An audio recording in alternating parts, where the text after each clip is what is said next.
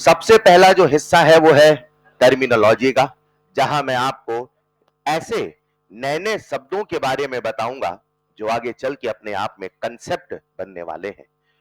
तो टर्मिनोलॉजी हमने पढ़ना शुरू किया और मैंने आपसे कहा कि बच्चों एक शब्द आपने बचपन से सुना होगा जिसका नाम है कंडक्टर। कुछ नया नहीं था, बस फर्क इतना है आज इस चैप्टर में जो कंडक्टर होंगे वो दो प्रकार के होंगे। एक होगा मेटालिक जो बचपन से था और एक नया होगा जिसका नाम है इलेक्ट्रोलिटिक सॉल्यूशन। ये बहुत इंटरेस्टिंग है और ये बहुत आश्चर्य करने वाला है कि आप पानी, अगर डिस्टिल वाटर है जिसमें बिल्कुल भी आयन नहीं है और उसी पानी में नमक मिलाइए, अब उसमें से करंट का फ्लो होने लग जाएगा। क्योंकि जैसे ही पानी में कोई इलेक्ट्रोलाइट मिलाया जाता है वो अंदर जाता है, आयंस में टूट जाता है और जैसे ही अंदर फ्री आयंस आते हैं वैसे ही करंट का फ्लो होना शुरू हो जाता है। बोलो हाँ या ना। अब मन में सवाल ही आता है, सर बिजली क्यों दौड़ी? क्योंकि आयन। बिजली क्यों दौड़ी? क्योंकि अंदर कौन आए? आयंस। अरे आयंस की फ्री आयंस। एक बच्चा जो चीजों को लॉजिकली सोचता है वो ये सोचेगा कि मतलब सर आयंस है तो बिजली दौड़ेगी, तो ज्यादा आयंस होंगे तो ज्यादा बिजली।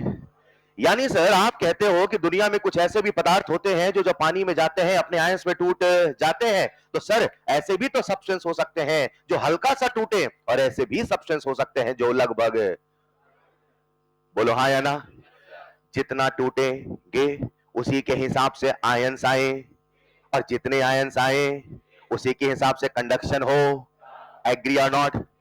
आप जानते हो हमारे आसपास जितने भी पदार्थ हैं जिन्हें हम कहते हैं इलेक्ट्रोलाइट, उन्हें दो प्रकार से डिवाइड किया गया। एक को बोला गया स्ट्रॉन्ग इलेक्ट्रोलाइट और एक को बोला गया, हालांकि इनके बारे में बच्चों को 11th क्लास में ही पढ़ा दिया जाता है, लेकिन एक बार मैं थोड़ा सा इंट्रो दे दूं ताकि इसका बार बार यहां काम आए तो आप समझ जाएं कौन स्ट्रॉन्ग है और कौन वीक है। आखिरी जो लाइन, इतनी बातें हम चल रहे थे राइट, आखिरी जो लाइन आपने कॉपी में लिखी वो ये लिखा कि अपने को बैटरी बनाना है गरम। भूल गए क्या? इसका मतलब है जब गर्म होगी बैटरी मतलब टेम्परेचर होगा तो रेजिस्टेंस होगा। रेजिस्टेंस कम होना चाहिए, कंडक्टेंस ज्यादा होना। एग्री और नॉट? एक आखिरी पॉइंट बताता हूं और फिर आज की क्लास शुरू करता हूं। बच्चों आप जानते हो एक लॉ है जिसका नाम है ओम्स लॉ। क्या सुना है? इंसानों ने, साइंटिस्टों ने एक्सपेरिमेंट किए, रिसर्च किए और वो जान के हैरान हो गए, वो ये जान के हैरान हो गए कि जैसे एक मेटालिक कंडक्टर ओम्स लॉ को फॉलो करता है, ठीक वैसे ही इलेक्ट्रोलिटिक सॉल्यूशन भी ओम्स लॉ को फॉलो। और जिस दिन हमने ये जाना, जिस दिन हमने ये एक इलेक्ट्रोलिटिक सॉल्यूशन ओम्स लॉ को फॉलो करता है, उस दिन उसे पढ़ना, उसे समझना, उसे लिखना हो गया आसान। जानते हो कैसे? हेलो प्यारे बच्चों, आपको पता हो कि आपको जब ओम्स लॉ पढ़ाया जाता है तो उसी समय एक डिवाइस या कह दो एक सेटअप का नाम बताते हैं जिसका नाम है wheat stone bridge. How many of you heard wheat stone bridge? सुना है? व्हीट स्टोन ब्रिज से हम निकालते हैं मोमेंटम। क्या निकालते हैं? रेजिस्टेंस। क्या व्हीट स्टोन ब्रिज से हम रेजिस्टेंस निकालते हैं? तो प्यारे बच्चों अपन एक काम करते हैं, पेंसिल है क्या किसी के पास? Pencil, pencil. क्या हम लोग क्या करते हैं, हम लोग यहां पे अपनी एक लेबोरेटरी खोलेंगे। क्या खोलेंगे? मान लो, और इस लेबोरेटरी में हमने लगाया व्हीट स्टोन ब्रिज का सेटअप। किसका सेटअप? कुछ धुंधला धुंधला सा दिख रहा होगा, ये कभी मैंने ही बनाया होगा, ठीक है। हमने यहां पे लगाया व्हीट स्टोन ब्रिज। क्या लगाया? अब जब भी मैं बोलूं लेबोरेटरी तो आपको यहां पहुंच जाना है। Is this clear?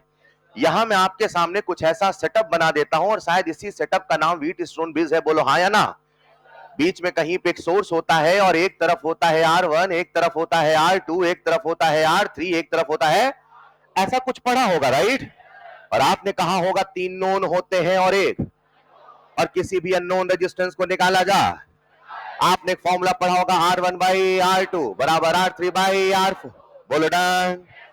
जिस दिन हमने ये जाना कि एक इलेक्ट्रोलिटिक सॉल्यूशन ओम्स लॉ को फॉलो करता है, क्या इसका रेजिस्टेंस निकालना आसान हो गया? क्या ये ओम्स लॉ को फॉलो करेगा? क्या इसका अपना रेजिस्टेंस होगा? तो क्या इसका रेजिस्टेंस निकाला जा सकता है? बस जहां अननोन रेजिस्टेंस है वहां रख दो, निकाल लो रेजिस्टेंस। बोलो हाँ या ना। मगर एक शर्त है, बाकी तीन नोन होने। जिस दिन हमने ये जाना, लिखिएगा नेक्स्ट पॉइंट स्टार बना के, all electrolytic solution all electrolytic solution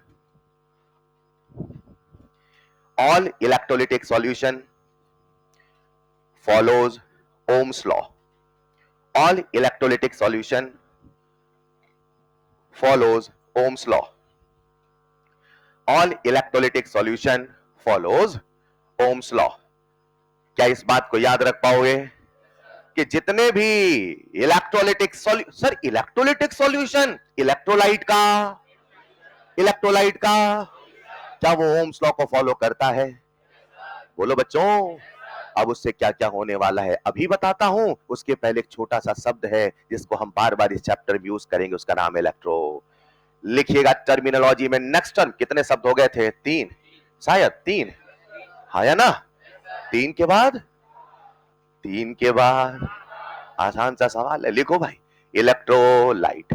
तो बच्चों इस टर्मिनोलॉजी के सीरीज में अगला जो शब्द हम पढ़ने वाले, और बहुत ध्यान से सुनना, आपने पहले क्या सुना मुझे नहीं पता, मैं जो कह रहा हूं सुनिएगा।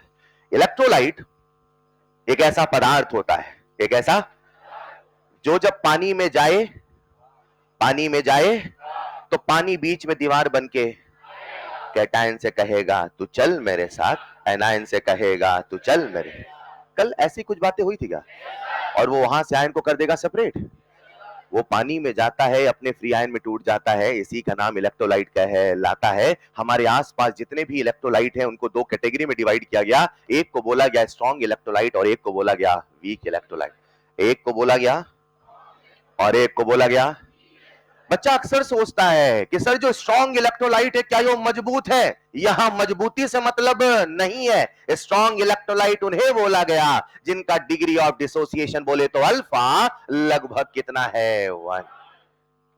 कितना है सर? ये अल्फा क्या होता है बेटा? अल्फा का मतलब डिग्री ऑफ डिसोसिएशन। सर ये तो मैं बचपन से सुन रहा हूं, सर इसका मतलब क्या है? डिग्री ऑफ डिसोसिएशन हमें बताता है टूटा कितना है, हमें बताता है। जानते हो अल्फा का फॉर्मूला क्या है? नहीं पता, मैं बताता हूं। अल्फा का फॉर्मूला है टूटा हुआ है। ये क्या था फॉर्मूला सर? अल्फा का फॉर्मूला है टूटा अपॉन लिया हुआ है। टूटा हुआ अपॉन, समझाता हूं, अपने हाथ में 100 पार्टिकल लें। कितने पार्टिकल? तो लिया हुआ कितना है? पानी में डालो। अब या तो 100 के 100 टूटेंगे या तो 100 में 100। बेटा बेटा बेटा उसको मत तोड़ो। क्या 100 के 100 टूटे कोई जरूरी है? 100 में 100 टूटे कोई जरूरी? लेट्स इमेजिन 100 में से टूटे 50। कितने टूटे? तो अल्फा का फॉर्मूला है टूटा हुआ अपॉन, तो अल्फा होगा कितने टूटे कितने लिए? अल्फा कितना? अच्छा अल्फा आधा है, मतलब जितना लोगे उसका आधा टूटेगा। तो सोचो अगर अल्फा 1 है इसका मतलब जितना लेंगे उतना सारा टूट। क्या स्ट्रॉन्ग इलेक्ट्रोलाइट का अल्फा 1 है कि लगभग 1? लगभग 1 है, मतलब ऑलमोस्ट कंप्लीट डिसोसिएट होगा। यानी जब ये पानी में जाएगा लगभग पूरा पानी में टूट। वहीं पे कुछ ऐसे पदार्थ है जिनको बोला वीक इलेक्ट्रोलाइट, इनका अल्फा मेरे बच्चों 1 से बहुत बहुत कम। 1 से कम नहीं, 1 से आपको मैं थोड़ा फील करा दूं, इसका जो अल्फा था ना वो लगभग 1/100 के आसपास। इसका क्या मतलब है? अगर 100 लेके चले तो 100 में कितना टूटा? क्या टूटा? अरे 100 में कितना टूटा? तो क्या टूटा? ना के बराबर ही तो टूटा। एक बच्चे के 100 में 1 नंबर आए तो लोग क्या कहेंगे? ना ही लाते बेटा, ठीक ही था। अरे यार एक की कोई विसात है क्या? आया ना? तो अगर 100 में से लगभग 1 टूटा, 2 टूटा, 3, मतलब विच इज लगभग ना टूटा। बोलो हाँ या ना? यानी मैं कह दूं जो वीक इलेक्ट्रोलाइट है क्या उनका अल्फा 1 से बहुत कम है?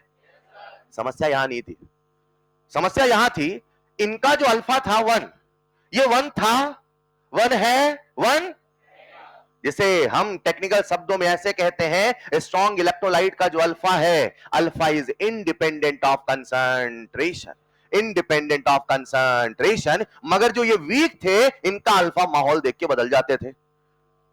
किसका अल्फा बदल? क्या देख के? Sir what do mean by माहौल? कैसे बदलते थे? इनका जो अल्फा है, alpha changes on changing concentration, और यही हमारी समस्या का कारण था। क्यों सर? अरे आपने मिलाया थोड़ा सा, आप सोच रहे थे कि नहीं टूटेगा, लेकिन पता चला टूट गया। जो कभी नहीं बदलता उसे समझना आसान है, कि जो पल पल बदलता उसे समझना आसान है। जो जैसा है वैसा है, कम से कम उसको पढ़ तो पाओगे, लेकिन जो परिस्थितियों के बदलने से बदल रहा उसे पढ़ना आसान होगा कि मुश्किल? वीक इलेक्ट्रोलाइट को पढ़ना आसान होगा मुश्किल? क्योंकि उसका अल्फा कांस्टेंट है कि वेरिएबल? इसका जो है कम से कम है तो सही, उसकी परिस्थितियां बदलेगी तो अल्फा बदल। अब सीखने का विषय है कि सर दुनिया में दो प्रकार के पदार्थ हैं, एक है स्ट्रॉन्ग और एक लगभग पूरा टूट, एक लगभग पूरा टूट नहीं। आप कहते हो जो नहीं टूटते हैं वो परिस्थितियों के बदलने से बदल, तो हमें बताओ वो कौन सी? जब इसका अल्फा बदलेगा बोलो हाँ या ना। जिस दिन ये समझ गए आप समझ जाओगे कब अल्फा कितना होगा, यस और नो। अब सवाल ये है कि अच्छा सर दो प्रकार के तो होते, ठीक है, हमें बताओ हम जाने कैसे कौन है स्ट्रॉन्ग और कौन है स्ट्रॉन्ग और कौन है? जानते हो मेरे बच्चों, दुनिया में जितने भी स्ट्रॉन्ग एसिड थे, क्या बोला सर, दुनिया में जितने भी, दे ऑल आर एक बच्चा कहता है इसमें कौन सी बड़ी बात है, एस फॉर स्ट्रॉन्ग। अरे क्या दुनिया में जितने भी स्ट्रॉन्ग एसिड हैं वो सब के सब स्ट्रॉन्ग इलेक्ट्रोलाइट हैं? होंगे सर, स्ट्रॉन्ग नाम ही है तो स्ट्रॉन्ग इलेक्ट्रोलाइट तो होंगे, मगर वो कौन कौन से थे जिनको स्ट्रॉन्ग बोला? तो मैं आपको बता दूं, हमारे सिलेबस में ऐसे 6 एसिड है जो आपको याद होने। Number 1 HBr, HI, HNO3, H2SO4, HClO4। क्या आपको याद है? जिनको याद है ठीक, जिनको नहीं याद इस चैप्टर में बार बार काम आएगा तो लिख लेना, नेक्स्ट पॉइंट लिखते चलना टेबल के फॉर्म में। स्ट्रॉन्ग एसिड जितने थे, अगर याद है तो ठीक, नहीं तो बच्चे को याद करना है। ये जो आपके सामने लिखे हैं ये सारे के सारे स्ट्रॉन्ग एसिड हैं, मतलब जब भी आपको ये पानी में मिलेंगे ये लगभग पूरे टूटे हुए ही मिलेंगे। सर क्यों? क्योंकि स्ट्रॉन्ग है। सर स्ट्रॉन्ग क्यों है? क्योंकि वह है। HCl स्ट्रॉन्ग है, क्यों है? क्योंकि वो है। अरे क्योंकि उसका अल्फा 1 है। अल्फा 1 क्यों है? क्योंकि वो है। नहीं समझे? माउंट एवरेस्ट की हाइट 8,848 है, क्यों है? क्योंकि वो है। अरे यस और नो? कुछ चीजें फैक्ट होती हैं और कुछ चीजें में रीजनिंग होती है। लिख लिया होगा? तो दुनिया में जितने भी स्ट्रॉन्ग एसिड हैं वो सारे के सारे स्ट्रॉन्ग इलेक्ट्रोलाइट हैं, ठीक है साहब। दुनिया में जितने भी स्ट्रॉन्ग बेस हैं वो सारे के सारे स्ट्रॉन्ग इलेक्ट्रोलाइट हैं। कितने स्ट्रॉन्ग बेस हैं क्या आपको याद है? जिनको नहीं याद है मैं एक बार रफ करता हूं, फिर आप लिख लेना, मैं स्लाइड बैक करूंगा। बच्चों बोर्ड पे आना जरा। क्या सबको ग्रुप 1 एलिमेंट याद है? ग्रुप 2 भी? ग्रुप 1 में lithium, sodium, potassium, rubidium, caesium. Very nice. Group 2 beryllium, magnesium, strontium, barium. वो कुछ बेटा मांगे याद किया होगा? ऐसे नहीं, ऐसे याद करना है, ठीक है? एलिमेंट भी याद होने चाहिए, बेटा मांगे से काम नहीं चलेगा। फिलहाल lithium, sodium, potassium, rubidium, caesium. क्या ये लिथियम है? क्या ये परिवार का पहला सदस्य है? क्या ये पूरे परिवार से अलग चलता है? पूरी की पूरी फैमिली डॉक्टर बन रही थी, बोला मुझे बनना है चित्रकार। क्या बनना है? इसको घर से निकाल दिया, मान लो। अरे पूरी फैमिली डॉक्टर थी, बोला मुझे पेंटर बनना है। समझ पा रहे हैं क्या? अब इसको घर से, और ये कौन है हमारा? ये तो बेटा है, और बेटा मांग रहा था, घर वालों गुस्सा है, ये करने गया था, कोटा निकाल दिया। नहीं समझे? यहां हमने किसको निकाला? यहां किसको निकाला? अरे हाँ या ना? अब कितने बचे गिनते? क्या ये Na है? इसमें लगा दो OS तो क्या बना? बेहतरीन। क्या ये कैल्शियम है? जो कैल्शियम है बहुत नटखट था, ये उन बच्चों की तरह था जो स्कूल में कुछ और था, घर में कुछ और था। घर वालों को लगता था घर में तो अच्छा रहता है, लेकिन स्कूल से शिकायतें आती थी। हेलो, कैल्शियम पे हमने लगाया क्वेश्चन मार्क। क्या लगाया? और इस क्वेश्चन मार्क का जवाब आपको मिलता है आयोनिक में। कहां मिलेगा? एक चैप्टर है जिसका नाम है आयनिक इक्विलिब्रियम, सुना है? वहां ऐसा पढ़ाते हैं, अगर कभी इसका केबी गिवन हो, केबी तो उसे वीक मानते हैं, और केबी गिवन ना हो तो उसे। अभी फिलहाल हमने इस पे क्या लगा दिया? अब ये दोनों बचे तो इसका बेस हो गया SrOH whole twice BOH whole twice. जरा गिन के बताना कितने हैं? 1 2 3 4 5 6। कितने एसिड? 1 2 3 4।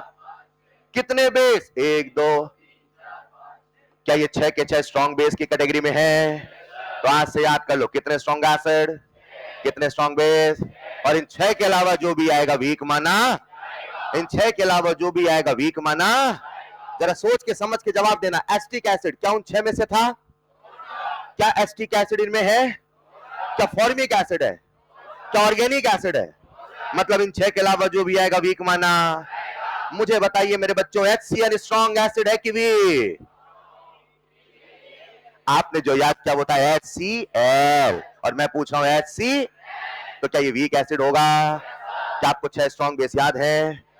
लिथियम को घर से निकाला, बीटा मांग रहा था, घर से निकाला, कैल्शियम था, नटखट क्वेश्चन मार्क लगाया। अरे कितने बचे? बोलो ना यार। क्या इन 6 के अलावा जो भी आएगा वीक माना? AgOH स्ट्रॉन्ग है कि वीक? इन 6 के अलावा जो भी आएगा FeOH whole twice, FeOH whole thrice, NH4OH। अरे NH4OH आधे स्ट्रॉन्ग करे। कहां लिखा है NH4OH? N कहां लिखा है? अच्छा N मिल गया। H सर H ऐसे ढूंढना है क्या? अरे NH4OH उनमें 6 में थोड़ी है, तो इसको भी क्या बोलोगे? क्या हमें स्ट्रॉन्ग एसिड स्ट्रॉन्ग बेस याद हो गए? लिखना नेक्स्ट पॉइंट में स्ट्रॉन्ग बेस, ये टेबल बना के ऐसे लिख लो। स्ट्रॉन्ग बेस में आज से सभी बच्चों को स्ट्रॉन्ग एसिड स्ट्रॉन्ग बेस 6 और 6 याद होने चाहिए। तो दुनिया में जितने भी स्ट्रॉन्ग एसिड थे वो सब के सब स्ट्रॉन्ग इलेक्ट्रोलाइट हैं। दुनिया में जितने भी स्ट्रॉन्ग बेस थे वो सब के सब स्ट्रॉन्ग इलेक्ट्रोलाइट हैं। आप एक कॉलम में लिख रहे होंगे, है ना? स्लाइड बैक कर दूं? लिख लो।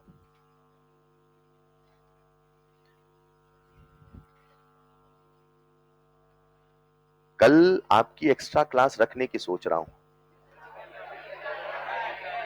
रोज रहती है क्या? अभी तक आपकी कभी एक्स्ट्रा क्लास नहीं हुई? सुनने में आया था हुई है। कितनी बार हुई है? 1 मिनट। कारण यह है कि मुझे आपके बैच में 2-3 दिन पहले आना था, मगर वो थोड़ा सा डिले हुआ। आप लिखते रहे। मल्टी टैलेंटेड है ना आप लोग, तो 2 काम नहीं कर पाते, सुनना लिखना एक साथ नहीं हो पाता सर। तो वो क्या, मैं 2-3 दिन के डिफरेंस को वो करने के लिए, क्योंकि अभी आपका पेपर नहीं है, नेक्स्ट वीक पॉसिबल नहीं होगा, नेक्स्ट वीक भी नहीं होगा। This will be the first and the last extra class from my side if you are comfortable. किसी का वैन का है, ऐसा कुछ है तो फिर नहीं बुलाऊंगा। मुझे भी कोई शौक नहीं संडे को आने का। आपके लिए हाँ, ये तो वो जो मैं चाहता हूं कि कंप्लीशन टाइम फिक्स कर दूं, इसलिए रूम नहीं है अवेलेबल। एक मिनट, क्या आप समझते हैं, आप लोग कहां खुले मैदान में पढ़ते हैं क्या? आपको पढ़ने के लिए कमरा चाहिए, तो कैमरा अवेलेबल होगा तभी तो आपको बुलाएंगे। बाकी दिन रूम अवेलेबल, इसलिए आपको बाकी दिन बुला सकते। केवल एक ही दिन बुला। कौन सा दिन? वो भी तब जब आप कहेंगे हल्का सा भी दिक्कत है बिल्कुल नहीं बुलाऊंगा मैं। इफ वन स्टूडेंट से no sir, then class no sir. ठीक है, ठीक है, बिल्कुल बिल्कुल आपके हिसाब से चलेंगे। फिर बाद में मत कहना सर थोड़ा सा, है ना, क्योंकि एक कंप्लीशन टाइम की डेट होती है, राइट? उसको अपन फिक्स रखते हैं। लिख लिया होगा इसको? ये लिख लिया क्या? नेक्स्ट पॉइंट में लिखना है स्ट्रॉन्ग बेस। जल्दी लिखें, जल्दी लिखें। दुनिया में जितने भी स्ट्रॉन्ग एसिड है, हाँ लिखते चलो, उनको हमने बोला स्ट्रॉन्ग इलेक्ट्रोलाइट। और दुनिया में जितने भी स्ट्रॉन्ग बेस है उनको हमने बोला स्ट्रॉन्ग इलेक्ट्रोलाइट। और दुनिया में जितने भी सॉल्ट्स हैं उनको हमने बोला स्ट्रॉन्ग इलेक्ट्रोलाइट। सर हमें ये क्यों बता रहे हो? इसलिए बता रहा हूं बेटा, जब हम आगे चल के सवाल करेंगे तो आपके मन में ये कई बार डाउट आएगा, सर मैं तो पहचान ही नहीं पाता हूं कौन स्ट्रॉन्ग है कौन वीक है। मैंने कहा बेटा बहुत सिंपल सी कहानी है, 6 स्ट्रॉन्ग एसिड याद कर लो, 6 स्ट्रॉन्ग बेस याद कर लो, उसके बाद बाकी सब वीक है। कितना आसान है, हाँ या ना? 1 मिनट, इनका अल्फा लगभग कितना होगा? और ये कंसंट्रेशन के बदलने से ना के बराबर या बिल्कुल नहीं बदलने वाला है। लेकिन वहीं पे दूसरे कौन है मेरे बच्चों? जो वीक इलेक्ट्रोलाइट है, इनका अल्फा 1 से कम है कि 1 से बहुत कम? Very nice. क्या दुनिया में जितने भी वीक एसिड है सब के सब वीक इलेक्ट्रोलाइट है? वीक एसिड कितने हैं? स्ट्रॉन्ग एसिड कितने हैं? तो 6 के अलावा जो भी आएगा, तो वीक की लिस्ट बहुत, हाँ या ना? फिर भी कुछ एक एग्जांपल लिख लो ताकि आपको अच्छा लगे। HCN, एसिटिक एसिड, ETC, ये बहुत इंपॉर्टेंट एग्जांपल है ETC, है इसमें सारे समाये है ना। वीक बेस के एक दो एग्जांपल लिख लो, NH4OH, ETC, ये हर जगह दिखेगा आपको। ETC का मतलब इटसेट्रा, इत्यादि, हाँ या ना, लिख लीजिएगा। एक बच्चा मुझसे कह रहा सर इन 6 स्ट्रॉन्ग एसिड में भी सबसे स्ट्रॉन्ग कौन है? ये ऑलरेडी आपको आयोनिक में पढ़ाते हैं, HClO4 है। और दूसरी बात, मैं अभी इलेक्ट्रोकेमिस्ट्री पढ़ा रहा हूं, एक ही चैप्टर में फिजिक्स सारे चैप्टर नहीं पढ़ा दूंगा, नहीं समझे? अभी हमें स्ट्रेंथ की कोई आवश्यकता, अभी जिस फ्रेम में जी रहे हैं उस फ्रेम में चलना है, आउट ऑफ फ्रेम अभी नहीं जाना है, लिख लिया होगा। मैं आपको ये सिखाना चाहता हूं, कितने स्ट्रॉन्ग एसिड है लाला और कितने स्ट्रॉन्ग बेस, इतना याद करा रहा हूं, याद हो गया क्या? और इनके अलावा जो आएगा वीक माना, और जो वीक होंगे उनका alpha very very less than. Sir ने कहा जो वीक का अल्फा होता है वो बदलता है कि नहीं बदलता? कैसे बदलता है जानना चाहोगे? आज से कई साल पहले एक साइंटिस्ट आए, उनका नाम था ओस्टवाल्ड। क्या नाम था? कॉपी में लिखिएगा, टर्मिनोलॉजी में term number number number number 5 लिखिएगा, ओस्टवाल्ड्स डाइल्यूशन लॉ। हाँ मैं जानता हूं इसे आयोनिक में पढ़ाते हैं, लेकिन आपको ये बताते हुए चल रहा हूं, आपके जो भी बेसिक कंसेप्ट इस चैप्टर में जरूरत पड़ेंगे वो सीखते चले। मतलब मैं मान के पढ़ा रहा हूं, अगर आपको कुछ चीजें नहीं आती है तो भी कोई दिक्कत नहीं आएगी, सब बताते चलूंगा। ओस्टवाल्ड्स डाइल्यूशन लॉ, इसे मैं शॉर्ट फॉर्म में कहता हूं ODL। क्या कहता हूं? सर ये है क्या? ये लॉ है। सर क्या बताएगा? लिखो, this law explains how alpha changes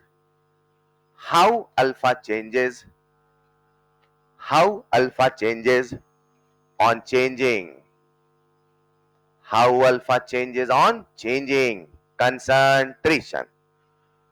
ये लॉ हमें ये समझाता है कि कंसंट्रेशन के बदलने से अल्फा कैसे, किसका बदलता है, स्ट्रॉन्ग का कि वीक का? स्ट्रॉन्ग का नहीं बदलता है, किसका बदलता है? वीक का। इसीलिए किताबें लिखती हैं जो ODL है वो स्ट्रॉन्ग के लिए है कि वीक के लिए? लिखो, ODL is for weak electrolyte. Weak electrolyte को हम लोग शॉर्ट फॉर्म में लिखते हैं WE। ODL is for weak electrolyte. Sir ये है क्या, क्या समझाता है? आओ मैं आपको सिखाता हूं, और सबका ध्यान मुझे बोर्ड पे चाहिए तो मजा आ जाए। जब सर ने कहा बोर्ड पे तो सबका ध्यान बोर्ड पे आ जाओ जरा। मान लो मेरे पास एक सब्सटेंस है जिसका नाम है AB। क्या नाम है? और AB अपने आप में एक इलेक्ट्रोलाइट है। क्या है मेरे बच्चों? मिलाओ पानी में तो क्या वो टूटेगा? आज कहानी स्ट्रॉन्ग की हो रही कि वीक की? तो वीक का अल्फा 1 से कम है कि 1 से बहुत कम? तो अल्फा 1 से बहुत कम तो टूटेगा कि ना के बराबर? ना के बराबर। क्यों टूटेगा? क्योंकि उसका अल्फा 1 से बहुत, उसका अल्फा 1 से बहुत कम क्यों है? क्योंकि वो वीक है। वो वीक क्यों है? क्योंकि वो है। अरे बोलो, क्योंकि वो, अगर वो वीक है तो पूरा टूटने वाला। जैसे ही पानी में AB को मिलाया, फील करना, सबसे पहले AB पानी में जाके मिले, फिर पानी में घुले, और फिर अपने आयन में टूटे। पहले मिलता है फिर घुलता है फिर टूटता है, पहले मिलता है फिर घुलता है फिर, पहले मिलता है फिर घुलता है फिर। क्या AB जाके पानी में मिलेगा? क्या AB एक्वस बनेगा? अब ये अपने आयन में टूटेगा तो बनाएगा कैटायन और साथ में, मगर ये स्ट्रॉन्ग है कि वीक? तो सारा टूटने वाला, धीरे धीरे सब कुछ थमसा। वही इक्विलिब्रियम क्या है? इक्विलिब्रियम पे चीजें थमती नहीं है, सब कुछ थमसी। थमना अलग है, थमसा जाना। थमना अलग है, थमसा जाना। 8:30 बजे आपकी आंखें खुली तो रहती है मगर नजर कुछ नहीं, तो क्या आप सो जाते हो? लेकिन आंखें खुली है। अगर कोई आपसे कह दे आपकी क्लास 8:35, 8:20, 8:10 जब भी खत्म होती है, अगर कोई कहे बेटा आज चलो 15 मिनट एक्स्ट्रा पढ़ते हैं, और 8:30 तक आपको पढ़ाने की कोशिश करें, आंखें आपकी खुली तो रहेंगी मगर नजर कुछ नहीं। बोलो ना यार। क्योंकि जितना आएगा उतना ही। तो चीजें थमी है कि थमी थमी सी हैं। आपने पानी की टंकी में पानी भरा, पानी भर भी रहे हो, पानी निकल भी रहा है, जितना भर रहे हो उतना निकल रहा है, तो पानी का लेवल बढ़ेगा नहीं बढ़ेगा? तो पानी का लेवल थमा है कि थमा थमा सा है? रुका है कि रुका रुका सा है? रुकना अलग है, रुक सा जाना, थमना अलग है, थम सा जाना। धीरे धीरे टूटेगा, धीरे धीरे सब कुछ थम सा, क्योंकि जितना आगे जाएगा उतना ही पीछे, जिसे आप कहते हैं rate of forward rate of backward के बराबर हो। क्या वही इक्विलिब्रियम का है? इक्विलिब्रियम के बाद चीजों में चेंज आने वाला, जितने से घट रहा था और ये बढ़ रहा था, अचानक से सब कुछ थम सा। क्या आपने ऐसा कुछ सुना है इक्विलिब्रियम चैप्टर में, क्लास 11th में? अरे सुना है ना। मान लो t बराबर 0 पे इसकी कंसंट्रेशन थी सी, मान लो कितना कंसंट्रेशन? जब इसके जीवन में इक्विलिब्रियम आए, क्या मैं लिख दूं C minus C alpha, C alpha, C alpha? याद आया? थोड़ा थोड़ा याद आया? मुझे बताओ कितना लेके चले थे, कितना है टूटा, कितना है बना, कितना है बना? क्या हम इक्विलिब्रियम कांस्टेंट लिख सकते हैं? इक्विलिब्रियम कांस्टेंट में ऊपर प्रोडक्ट लिखते हैं कि रिएक्टेंट? क्या ऊपर प्रोडक्ट लिख दूं?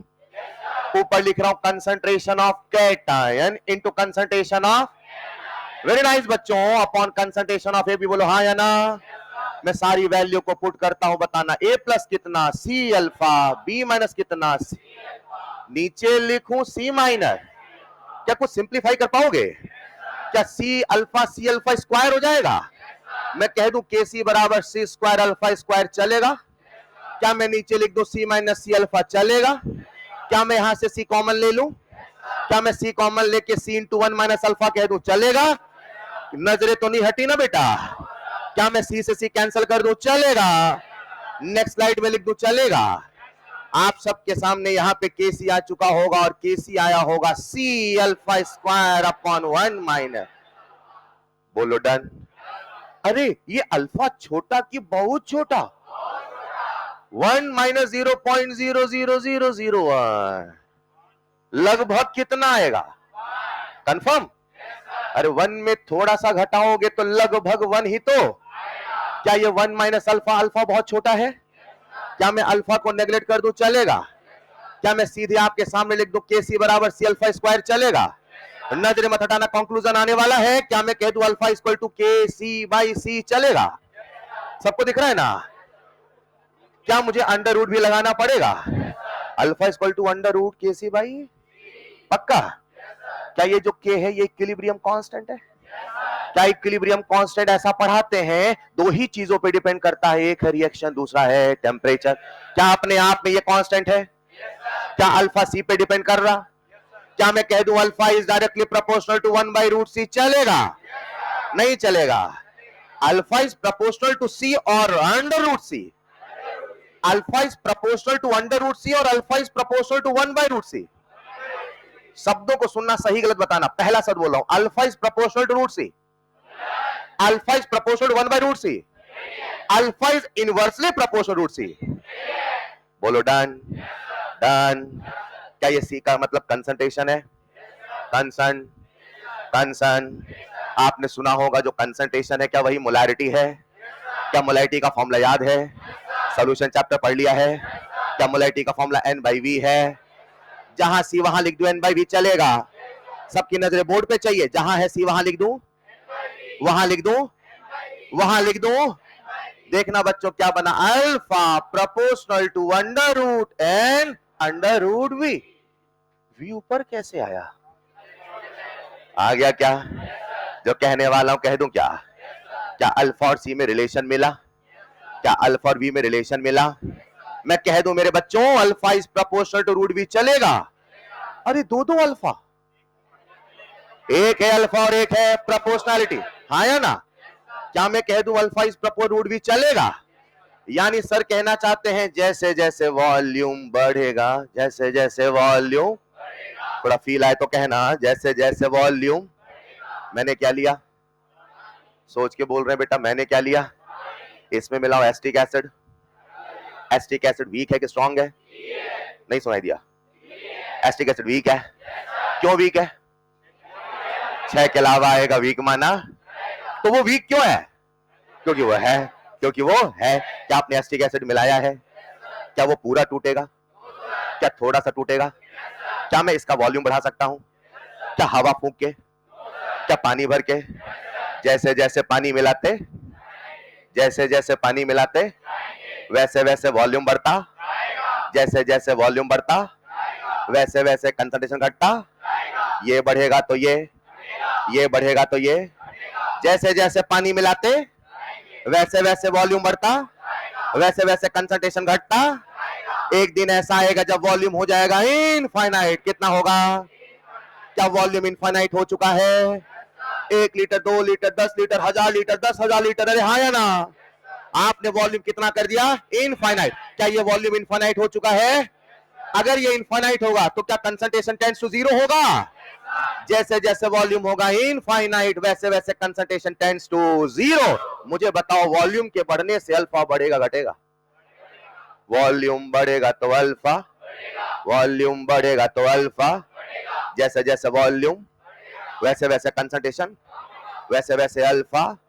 बोलो ना यार, वैसे वैसे अल्फा। क्या मैं कह दूं जैसे जैसे वॉल्यूम टेंड्स टू इन, इसको बढ़ते टेंड्स टू, क्या पढ़ते हैं? जैसे जैसे वॉल्यूम टेंड्स टू इनफाइनाइट, वैसे वैसे कंसंट्रेशन टेंड्स टू 0, वैसे वैसे अल्फा बढ़ते बढ़ते 1। What is the maximum value of alpha? Alpha 1 से ज्यादा होने वाला। आपने पानी में क्या मिलाया था? वीक था कि स्ट्रॉन्ग?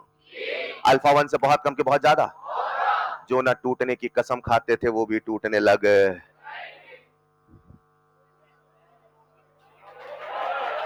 नहीं समझे? अरे समझ में आया कि नहीं आया? क्या जो ना टूटने की कसम वो भी टूटने लगे? बस पानी मिलाते जाइए, जो नहीं टूटते थे वो भी टूटने लगे। सर ने कहा था 2 प्रकार का इलेक्ट्रोलाइट है, एक है स्ट्रॉन्ग और एक है क्या वीक। इलेक्ट्रोलाइट अल्फा 1 से बहुत कम है। क्या इसका अल्फा कंसंट्रेशन के बदलने से बदलता है? जैसे जैसे कंसंट्रेशन बदलेगा वैसे वैसे अल्फा। अब बताओ, कंसंट्रेशन के घटाने से अल्फा बढ़ेगा कि कंसंट्रेशन के बढ़ाने से? कंसंट्रेशन के घटाने से अल्फा बढ़ेगा। And the concentration tends to 0, alpha will be equal to 1। A weak electrolyte will behave like a strong electro at infinite. At infinite volume को बोलेंगे यहां पे डाइल्यूशन। क्या बोलेंगे? लिखवाता हूं, नेक्स्ट पॉइंट। हेडिंग डाल लिया क्या? अब लिखना शुरू हो जाइए। मशीन ऑन करिए, प्रिंटिंग मशीन।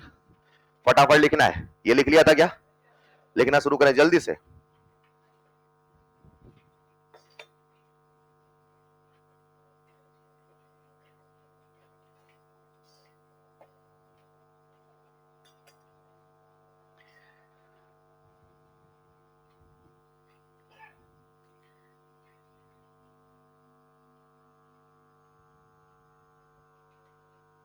जो मैं बोल रहा था सब लिखवा दूंगा। एक बार ये मैथमेटिकल एक्सप्रेशन लिख दे। मैं आपको बता दूं, ये टॉपिक पढ़ाते हैं आयोनिक में। मैं इसलिए बता रहा हूं क्योंकि इन कंसेप्ट्स का यूज है इस चैप्टर में। और कई बार वो मेन कंसेप्ट नहीं समझ में आते क्योंकि हमें ये बेसिक पॉइंट्स नहीं पता होते हैं। तो जिन जिन अदर चैप्टर्स के कंसेप्ट का यूज होगा मैं बताते चलूंगा। फिर भी अगर कोई बच्चा ऐसा है जिसने 11th में बिल्कुल भी 1 नहीं पढ़ा है। 11th में 2 1 थे ना? 1 1 11। अरे बोलो। तो जिसने 1 भी नहीं पढ़ा है वो बता देना सर वो कैसे, ये कैसे। वो धीरे धीरे आ जाएगा, right? Never hesitate to ask your doubt. हां, जगह का ध्यान रखें। May be that not be suitable in class, लेकिन आप जरूर अपने डाउट पूछें।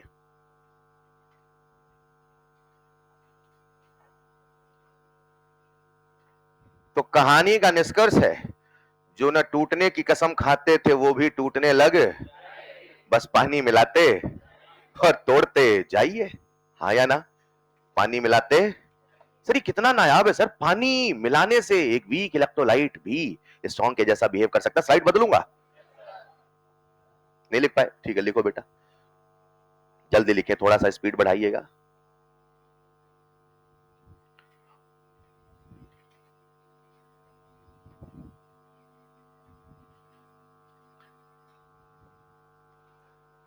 मुझे लगा आप लोग कल आते तो।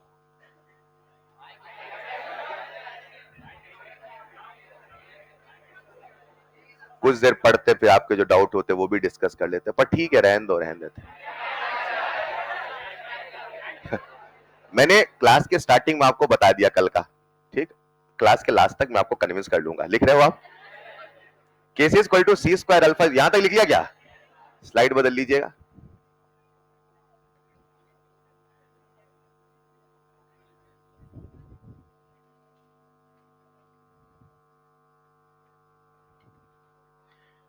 तो इसे बोला जाता है डाइल्यूशन। डाइल्यूशन का मतलब होता है एडिशन ऑफ वाटर। तो पानी मिला के वॉल्यूम बढ़ाना, उसे ही कहते हैं डाइल्यूशन। और इस लॉ का नाम था ओस्टवाल्ड्स डाइल्यूशन लॉ, मतलब ओस्टवाल्ड के डाइल्यूशन का नियम। ये उनका नियम था कि डाइल्यूट करिए, पानी मिलाइए और अल्फा बढ़ाते जाइए। तो हमने उनसे पूछा सर स्ट्रॉन्ग का, बोले अरे वो तो पहले से टूटे हैं सर, थोड़ा बहुत भी फर्क नहीं आएगा क्या? नहीं, हल्का फुल्का तो आता है, लेकिन याद रखना अप्रिसिएबल चेंज वीक में आता है।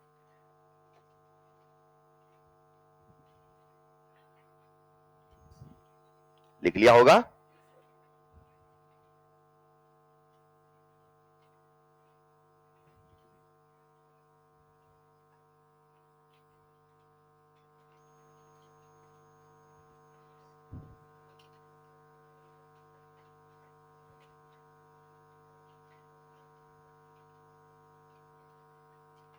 नीचे एक पॉइंट लिखिएगा स्टार बना के, नीचे एक पॉइंट लिखिएगा स्टार बना के। बोलूं?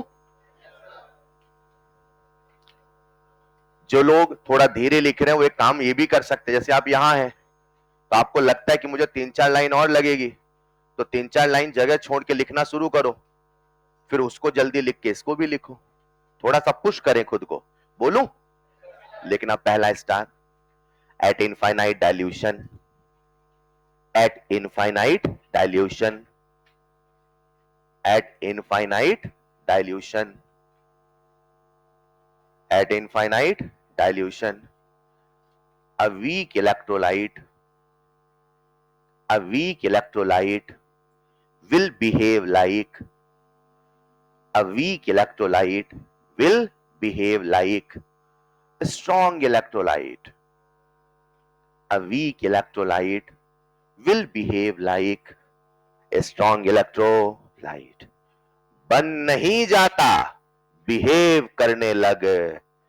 वो वीक था, वो वीक है, वो वीक ही, मगर इनफाइनाइट डाइल्यूशन पे स्ट्रॉन्ग के जैसे बिहेव करने लगे।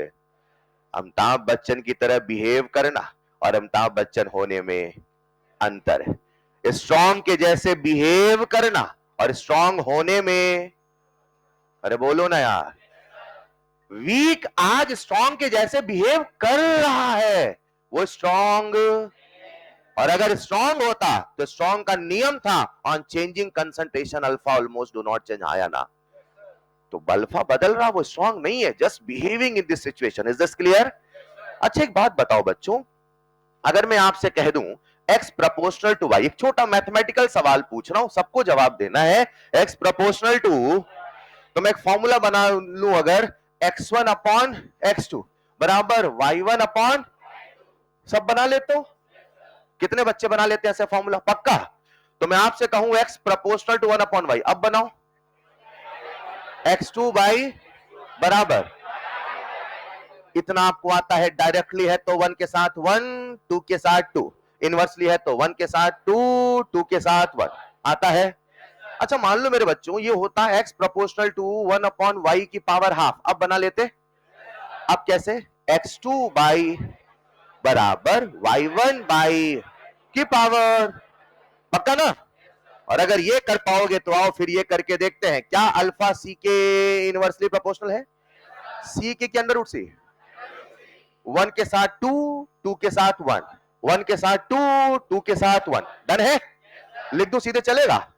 जब मैं सीधे लिखूंगा तो मेरे पास एक फॉर्मूला तैयार है बच्चों, alpha 2 by is equal to, try करो C1 बाई की पावर हाफ। अद्भुत, जरा सुनना, आप इस काबिल है, मैं कंसंट्रेशन बताऊंगा, अल्फा पूछूंगा, बता दोगे? नेक्स्ट पॉइंट लिखना स्टार बना के, alpha 2 by alpha 1 is equal to C1 by C2 की पावर हाफ। एक सवाल दे दूं क्या? लिखो फिर। if alpha of acetic acid, if alpha of acetic acid at 0.1 molar concentration, at 0.1 molar concentration is 0.01, at 0.1 molar concentration is 0.01, then calculate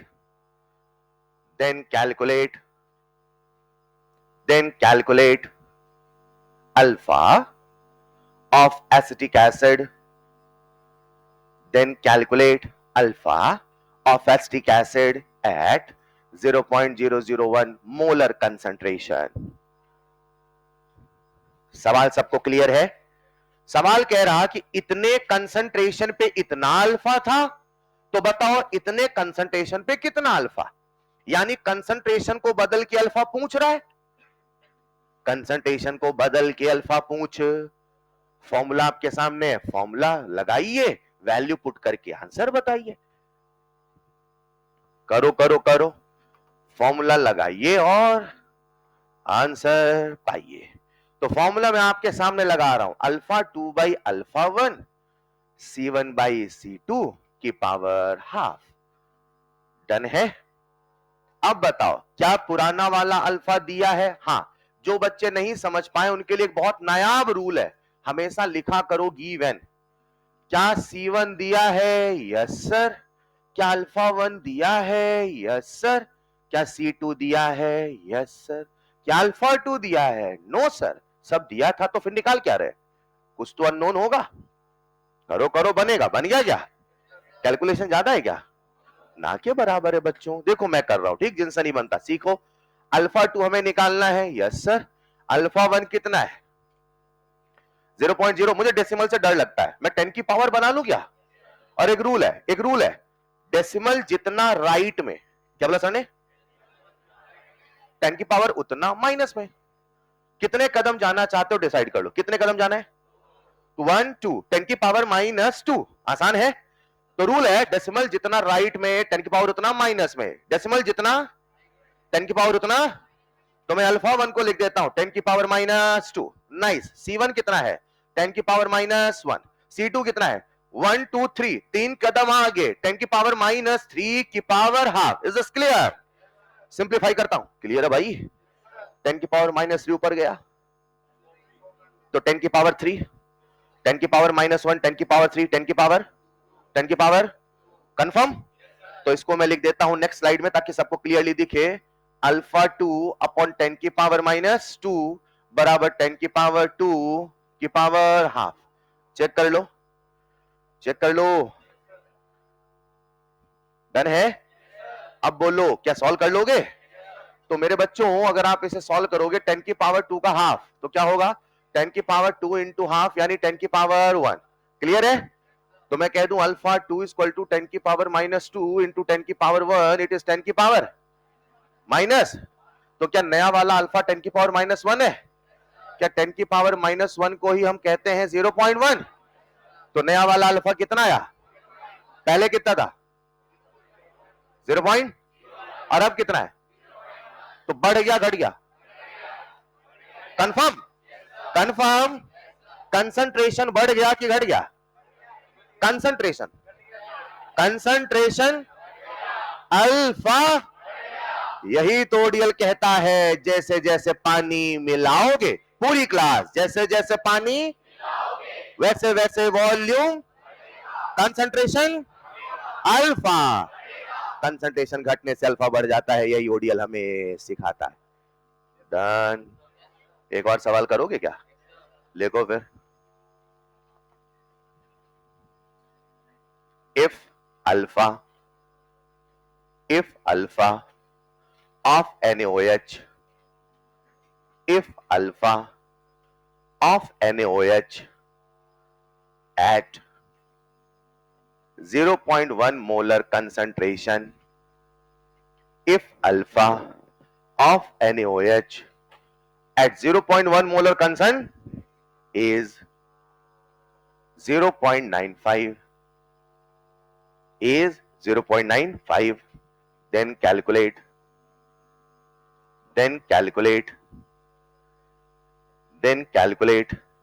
alpha, then calculate alpha of NaOH at 0.001 molar concentration. कोई answer नहीं बोलेगा, ठीक? 0.001 molar concentration. Calculation हो तो वो fraction के form में छोड़ देना, मैं मान लूंगा.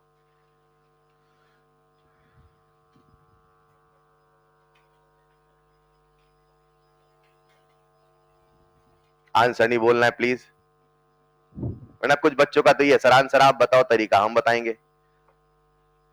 So let's make a rule, answer बोलना नहीं है. हाँ जी साहब, बन गया क्या? कितना बच्चों का आंसर आ चुका? Raise your hand. फॉर्मूला लगाया आपने? क्यों सर? वो फॉर्मूला वीक के लिए था और हमें याद है ये स्ट्रॉन्ग है, और स्ट्रॉन्ग में वो फॉर्मूला चलने वाला. अच्छा, अरे मैंने तो फॉर्मूला लगा दिया था. कितनों ने लगा दिया फॉर्मूला? ठीक है, करो करो, वहां क्रॉस करो, गलत करो वहां पे लिखो, मजा आएगा, है ना? लिखो NaOH. तभी सर ने हमें बताया कौन स्ट्रॉन्ग है कौन वीक है, ये हमें याद होना चाहिए. लिखो NaOH इज, लिखो बच्चों, NaOH is strong electrolyte. Hence alpha almost constant. और ब्रैकेट में लिखना for numerical purpose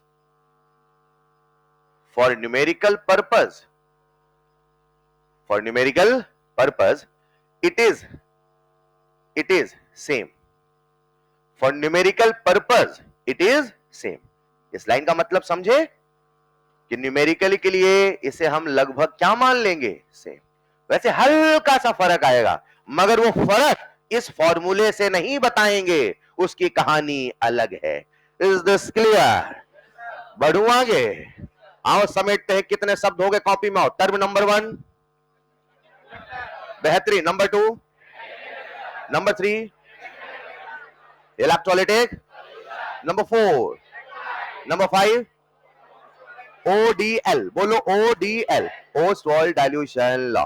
बढ़ू आगे. यार क्या अपना जो सॉल्यूशन है वो ओम्स लॉ को फॉलो करता है? बोर्ड पे आओ जरा सब लोग. मान लो मेरे पास पानी है, क्या है ये?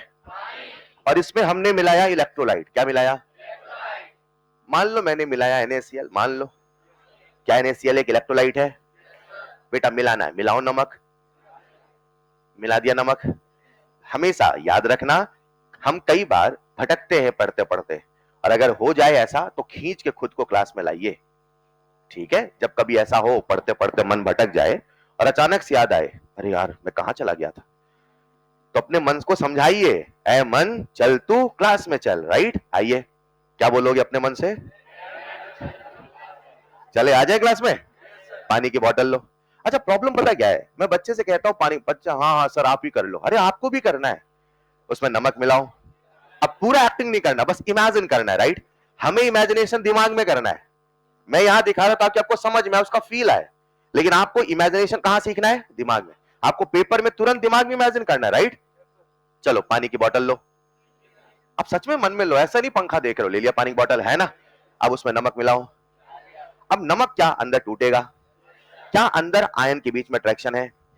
क्या अंदर आई है? क्या सोल्यूशन का रेजिस्टेंस है? क्या सोल्यूशन कंडक्टेंस है? क्या ये ओम्स लॉ को फॉलो करता है? क्या मैं इसका रेजिस्टेंस निकाल सकता हूं? क्या मैं व्हीटस्टोन ब्रिज से निकाल लूंगा? हम गए व्हीटस्टोन ब्रिज में. कहां गए? 3 होंगे नोन, 1 होगा अन. ये मान लो अननोन है, मान लो. और मैंने यहां पे इस सॉल्यूशन का क्या निकालना था? रेजिस्टेंस. क्या निकालना था? ये सॉल्यूशन ऐसे ऐसे जाके मैंने यहां भर दिया. ऐसे भर दूं क्या? भर दूं ऐसे? अरे लाला ऐसे भरूंगा तो बह नहीं जाएगा. मतलब आप व्हीटस्टोन ब्रिज में जाना, सॉल्यूशन का रेजिस्टेंस ऐसे भर देना, वहां पे बह गया. सर बह गया, आप क्या निकालो? ऐसे करोगे क्या? फिर सर ये तो समस्या हो जाएगी, है ना? तो क्या ऐसे भरूं कि ऐसे ना? अरे रेजिस्टेंस तो कोई मेटल था ना, आपका तो ई मेटल है, क्या रुका रहेगा कैसे? आप ऐसे गिरा के बोलोगे स्टैच्यू ऐसा? तो कुछ हमें सेटअप करना। हमने क्या किया, एक उपकरण बनाया, एक डिवाइस बनाया जिसका नाम रखा कंडक्टिविटी सेल। क्या नाम रखा?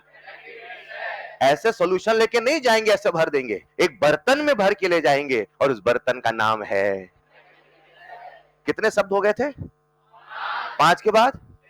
वेरी गुड बेटा, लिखो नेक्स्ट टर्म। सब आता है आपको, लिखिए। देखो गिनती आती है आपको, है ना? कंडक्टिविटी सेल, लिखिएगा next term, conductivity cell. Sir ये क्या है? बेटा ये सेल है। सर सेल मतलब? बेटा ये डिवाइस है। सर इससे क्या निकालेंगे? बताता हूं, लिखते चले। कंडक्टिविटी, अरे कितने शब्द हो गए? छठवां चल रहा, 5 हो गए। सवाल ध्यान से सुनना है, राइट? अरे हाँ या ना? कंडक्टिविटी सेल लिखो, it is a device, it is a device, it is a device which is used to measure, which is used to measure resistance, which is used to measure resistance of electrolytic solution, which is used to measure resistance of electrolytic solution। हम इस device से क्या किसी भी electrolytic solution का resistance निकाल सकते हैं? सबसे पहले समेट आ जाओ जरा। कल मैंने बोला था इलेक्ट्रोकेमिकल सेल, कल बोला था electrochemical, galvanic, galvanic, electrolytic, voltaic, voltameter, याद आया? और एक वोल्टैक सेल भी तो बोला था। और आज कह रहा हूं कंडक्टिविटी सेल। सब में नाम में सेल है, मगर सबके काम अलग है। छोटे छोटे सवाल इसी में पूछ लेता है, हाँ या ना? तो अपने को समझना है। अभी सर क्या बता रहे हैं? Conductivity cell. फोटो देखना चाहोगे कंडक्टिविटी सेल की? लो अपने हाथ में कांच का बर्तन लो, बढ़िया सा अच्छा सा डिजाइनर ले लो, अच्छा वाला, हाँ या ना? रख लिया क्या? अब ये जो कांच का बर्तन है, देखो मैंने भी कांच का बनाया, ये कांच का है पक्का? तभी तो आर पार दिख रहा, ब्लैक ब्लैक कांच का है ना? अरे हाँ या ना? अब ये कांच का बर्तन है, ये हमारे सामने कांच का बर्तन दिख रहा। मैंने क्या किया, 2 प्लेटिनम का प्लेट लिया, ये मान लो प्लेटिनम है। क्या है ये ट्रायंगुलर है कि सर्कुलर? आधे सोच के जवाब दे रहे हैं। ये ट्रायंगुलर है कि सर्कुलर? क्या इसका रेक्टेंगल का एरिया निकाल लोगे? Length into y. एक और प्लेट देना। अब मेरे हाथ में कितनी प्लेट है? क्या ये दोनों रेक्टेंगुलर है? कांच का बर्तन सामने दिख रहा है, इस कांच के बर्तन में 2 प्लेट ऐसे फिट कर दी, कर दी फिट। इसी की फोटो बना रहा हूं, बना दूं? कितनी प्लेट है? बर्तन कांच का दिख रहा है। मैंने क्या किया, इन दोनों प्लेट को फिट किया और फिट करने के बाद हमारा जो सेटअप नजर आया मेरे बच्चों, वो सेटअप कुछ ऐसा नजर आया, जरा देखिएगा। और इसी सेटअप का नाम रखा गया, इसी सेटअप का नाम रखा गया कंडक्टिविटी सेल। क्या बोला गया? बस इतना। हाँ, नाम तो बहुत भारी रखा है। 2 प्लेट लगा दो बर्तन में, क्या बन गया? अरे यस और नो? सर थोड़ा हल्का नाम, अब रखने वालों ने ऐसे रखा, हाँ या ना? तो जब आप व्हीट स्टोन ब्रिज में जाओगे, व्हीट स्टोन ब्रिज में ऐसे सॉल्यूशन ऐसे लेके वहां बहा के नहीं आओगे, एक बर्तन में लेके, और उस बर्तन का नाम है कंडक्टिविटी। तो उसमें 2 प्लेट लगी है, बर्तन है, उसमें भर दो सॉल्यूशन। भर दिया? क्या भरा? भरो जरा यहां पे। अब आपको फील कराने के लिए मैंने प्लेट थोड़ा ऊपर बनाया, नीचे चिपका के बनाता तो आपको प्लेट समझ में नहीं आता। आपको फील कराने के लिए मैं प्लेट थोड़ा दूर बनाया। स्वाभाविक सी बात है, अगर मेरे सामने कांच का बर्तन है तो प्लेट बिल्कुल मैं साइड में लगाऊंगा और बिल्कुल टच करके नीचे लगाऊंगा, कि ऐसे प्लेट ऊपर रखूंगा, सोल्यूशन सारा नीचे रहेगा। सर प्लेट तो छू ही नहीं पा रहा है। समझ पा रहे हो ना? आपके दिमाग में कुछ इमेजिनेशन आ रहा है ना? देना प्लेट बेटा। ये मेरा कांच का बर्तन है, दिख रहा है सबको? अब कांच का बर्तन है तो प्लेट ऐसे फिट करके लगाऊं कि प्लेट वहां लगाऊं, कांच का बर्तन नीचे? अब मैं अलग बना रहा हूं ताकि आपको समझ में आ जाए कि हाँ वहां पे कोई प्लेट जैसी चीज है। बोलो डन। लोगों ने क्या किया, इस सेटअप को बोला कंडक्टिविटी, और यहां पर इन दोनों प्लेट के बीच में जो डिस्टेंस है इसको बोला एल। क्या बोला? इंग्लिश में बोल दूं क्या? L is the length between two parallel plate. Length between two, एक शर्त है, दोनों प्लेट पैरेलल होनी। अगर पैरेलल नहीं होगी तो अपने केमिस्ट्री का फिर स्कोप नहीं है, नीट का फिर वो जेई लेवल जाता है। अगर पैरेलल नहीं होगा तो फिर आपको perpendicular banana, area of cross section लेना। ऐसा कुछ मेटल में किया होगा आपने? नहीं किया क्या? नो प्रॉब्लम, लिखो जरा, चित्र बना लो। L, इसे हम कहेंगे length between two parallel plate. Length between two, कुछ कह रहे हो क्या? बोलो बोलो, एनी डाउट? Any doubt? पूछो पूछो पूछो। हाँ पूछो भाई, पूछो सर, एक कंडक्टिविटी सेल क्यों है? क्योंकि वो है। और पूछो सर, इसको एल क्यों बोलते हैं यार? ये और क्या पूछोगे? हाँ ये बता रहा हूं, व्हाट इज एल? हाँ या ना? एल का मतलब क्या? Length between two parallel plates. और ये जो प्लेट है, ये जो प्लेट है, बस बस, इसके हमने यहां पे जो एरिया है, इसको हमने बोला area of cross section, right? और एरिया कैसे निकालेंगे? लेंथ इंटू, हाँ या ना? हाँ, अगर रेक्टेंगल है तो, अगर सर्कुलर होता तो पाई आर। Very good. और इस ए को हम बोलेंगे एरिया ऑफ, जल्दी लिखना बच्चों, area of cross section of dipped electrode. केवल उतने ही इलेक्ट्रोड का एरिया लेना है, केवल उतने ही इलेक्ट्रोड का एरिया लेना है जो सॉल्यूशन में डूबा हुआ है।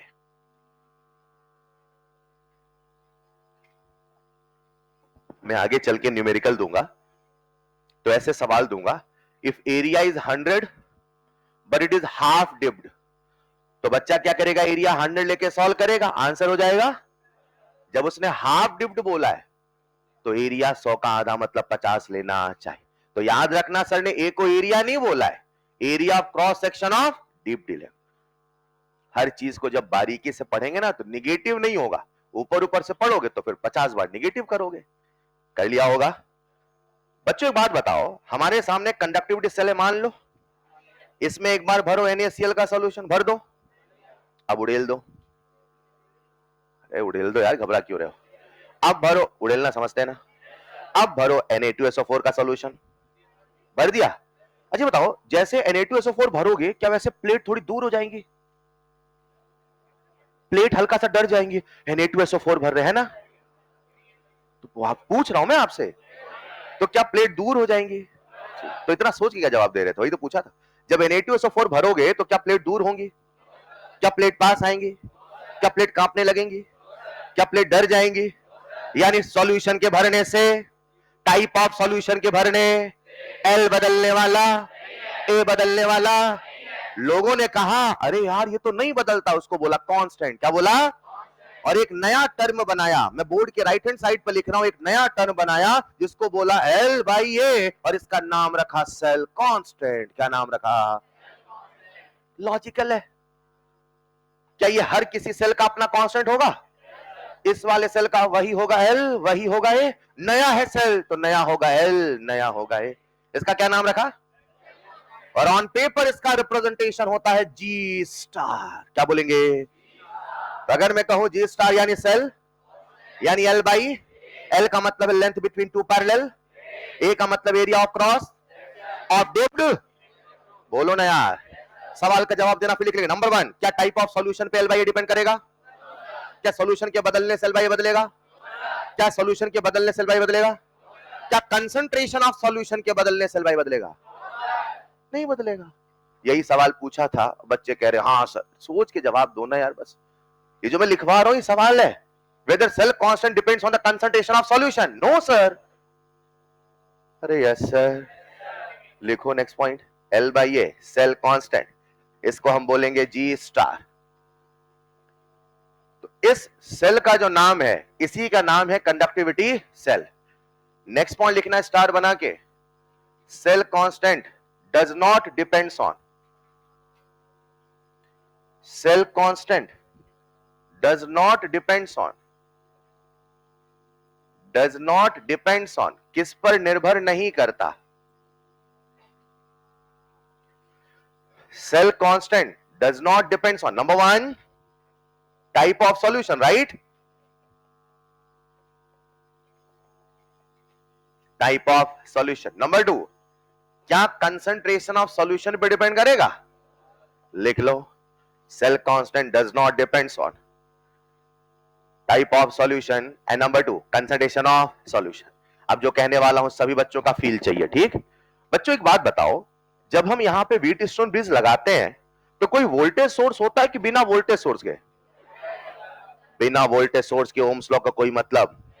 ओम्स लॉ का फॉर्मूला डेल्टा वी बराबर आई इंटू, तो वहां डेल्टा वी होना, पोटेंशियल डिफरेंस होना, कोई वोल्टेज सोर्स होना। अगर मुझे किसी भी सॉल्यूशन का रेजिस्टेंस निकालना है तो मैं अंदर सॉल्यूशन भरूंगा, बोलो। इसको लेके व्हीटस्टोन ब्रिज में जाऊं, जहां अननोन है वहां इसको चिपकाऊं, R1/R2 R3/R4 करूं, वहां पे कोई वोल्टेज सोर्स भी होना, बोलो वोल्टेज सोर्स। एसी होगा डीसी, एसी होगा डीसी। कितने बच्चे डीसी कह रहे हैं? क्यों, अंदर से आवाज आई क्या? कितने बच्चे एसी कह रहे हैं? कितने बच्चे कह रहे हैं आई डोंट केयर? कुछ भी हो, अरे बोलो ना यार, कुछ जवाब तो होगा आपका मन में कुछ तो। सर मुझे क्या पता क्या होगा, ले लो जो आपके मन में आए। आओ समझाता हूं। अरे आ जाओ, आ जाओ, सोचना है बस, आ जाओ।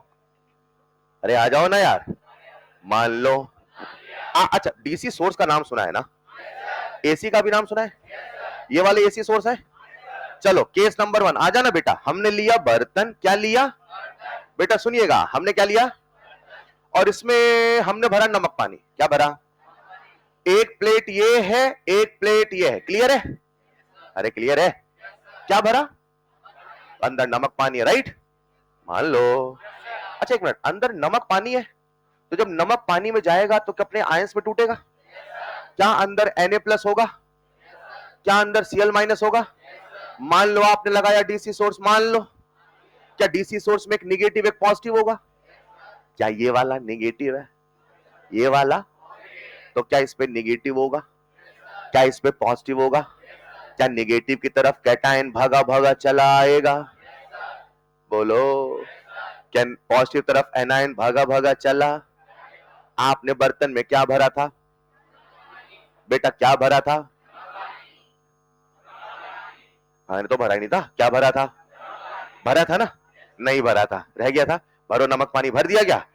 क्यों भर रहे हो नमक पानी? क्या निकालना है? फोर्स की मोमेंटम? क्या निकालना है? अच्छा भर कहां रहे हो? कंडक्टिविटी सेल में। अच्छा क्यों भर रहे हो? रेजिस्टेंस निकालना है। कहां लेके जाओगे? तो वोल्टेज सोर्स क्या होनी चाहिए, उस पर चर्चा चल रही। मैंने कहा मान लो, अगर ये है डीसी सोर्स, मान लो अगर ये डीसी सोर्स है तो एक तरफ माइनस होगा, एक तरफ प्लस होगा।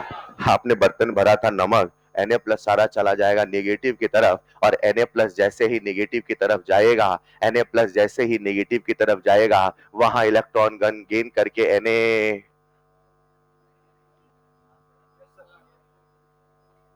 हाँ या ना, कि Na जाके वहां से खड़े रहेगा, प्रसाद दे दो, ऐसा क्या? क्या Na+ वहां जाके इलेक्ट्रॉन गेन करके Na बनाएगा? क्या in the same way Cl- से Cl2 बनेगा? आपने अंदर क्या भरा था? नमक तो बचा ही नहीं। अरे अगर डीसी सोर्स होगा तो क्या अंदर नमक बचेगा?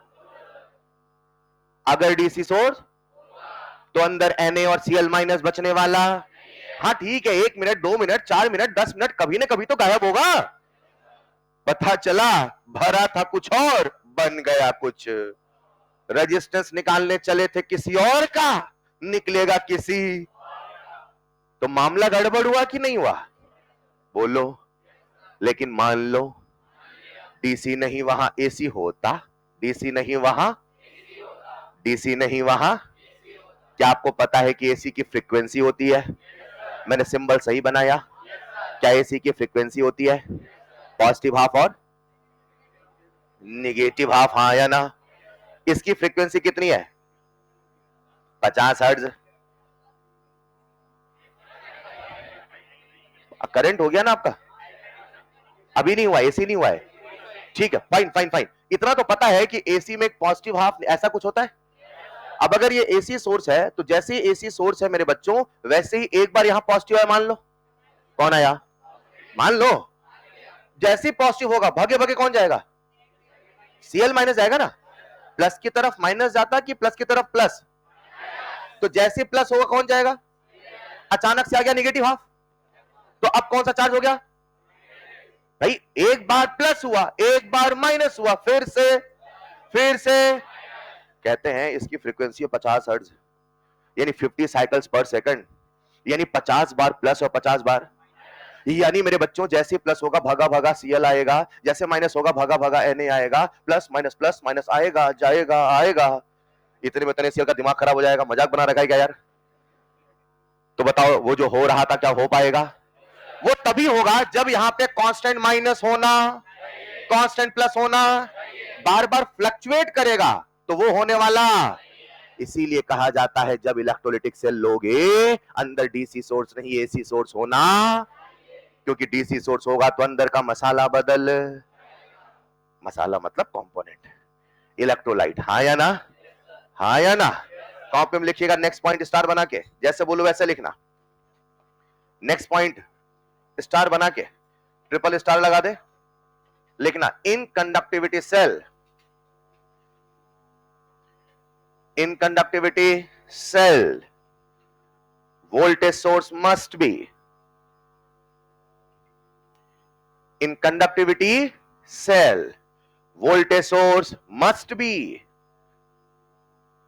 voltage source must be, voltage source बोलो कौन से सोर्स हो, एसी की DC, must be AC source, must be AC source, नीचे रीजन करके लिखना, इफ डीसी सोर्स, अगर वहां पे डायरेक्ट करंट होगा, if DC source then composition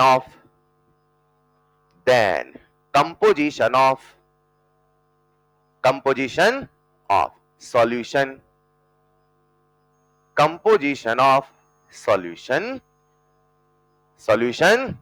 will change, composition of solution will change, क्या बदल जाएगा, कंपोजिशन शब्द समझ गए, मेरी लोकल भाषा में मसाला बदल, भरोगे नमक कुछ और बन, निकालने चले थे रेजिस्टेंस नमक पानी का, निकलेगा किसी, तो सही निकला कि गलत, बच्चा पेपर देने गया था नीट का, अचानक से उसको मिल गया कॉमर्स का, तो सही होगा क्या, अरे जो देने गए थे वही होना, अरे यस और नो, यानी गड़बड़ हो जाएगा, इसलिए हम कौन सा सोर्स लेंगे, ए से, ठीक है साहब ले लिया, अब बताओ क्या है, मान लो हमारे सामने इलेक्ट्रोलाइटिक सॉल्यूशन, मान लो कौन सा सॉल्यूशन, बोलेंगे कौन सा सॉल्यूशन, हमें इसका क्या निकालना, रेजिस्टेंस, हमें क्या निकालना, कंडक्टेंस, रेजिस्टेंस कंडक्टेंस, यस और नो, क्या आपको बिजली बनाना है,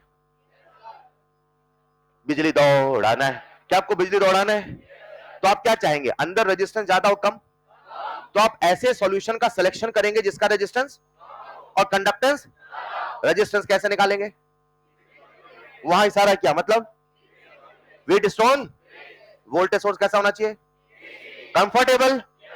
अब हम एक एक करके इलेक्ट्रोलाइटिक सॉल्यूशन को पढ़ते हैं और उसके अलग अलग पैरामीटर को समझते हैं, समझना चाहेंगे, कॉपी में लिखिएगा, अभी टर्मिनोलॉजी चल रहा है, कॉपी में लिखिएगा next heading, properties of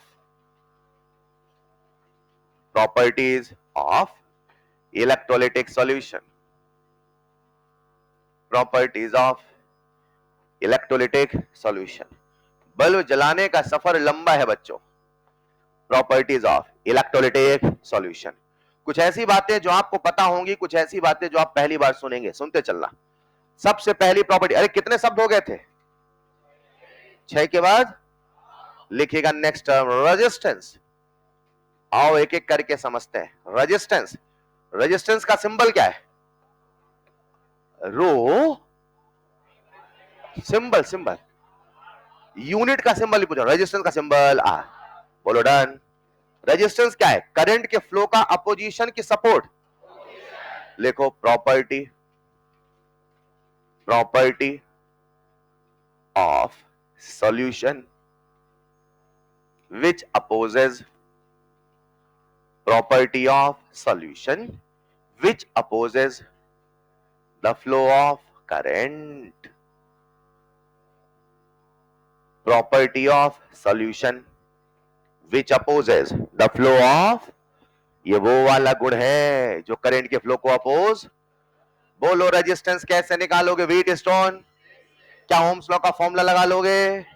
delta we बराबर आई इंटू डेल्टा वी होगा, आई होगा, खट से निकल। लिखो जरा नेक्स्ट पॉइंट। क्या सभी बच्चों को रेजिस्टेंस की यूनिट याद है? बोलो क्या सिंबल याद है यूनिट का? कुछ ऐसा, राइट? आपको एक होमवर्क देना चाहता हूं, दे दूं? चलो पहले पूछ लेता हूं, what is the SI unit of resistance?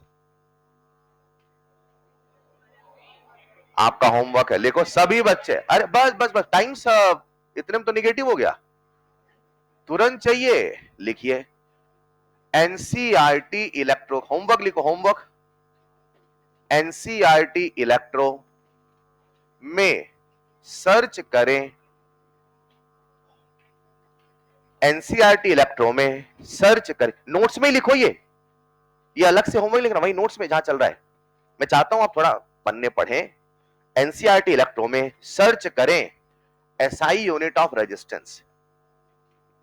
ये काम करके आओगे? ठीक है, क्या सर्च करें? SI unit of resistance. ढूंढना और देखना एनसीईआरटी क्या कहता है, और सोचना आपके यूनिट एंड डायमेंशन में आपने क्या पढ़ा है।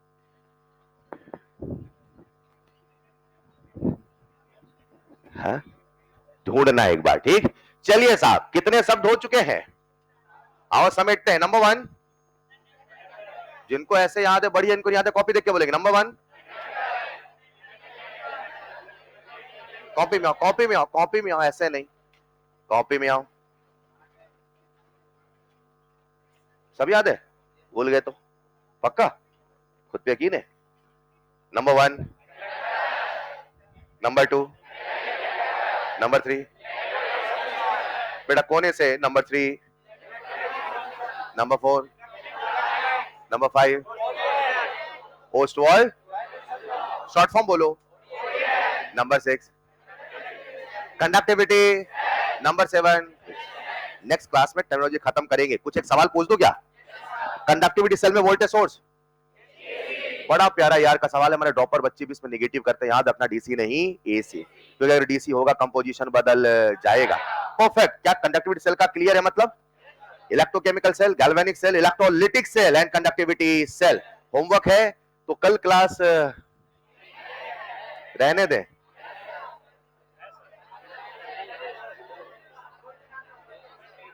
एक मिनट, संडे को मतलब घर से नहीं निकलने देते ऐसे क्या? या आप इतने आलसी है कि सर बहुत हुआ, अब एक दिन तो आराम करने दो, ऐसा? मतलब आपको आराम चाहिए, सिलेक्शन नहीं चाहिए, ऐसा?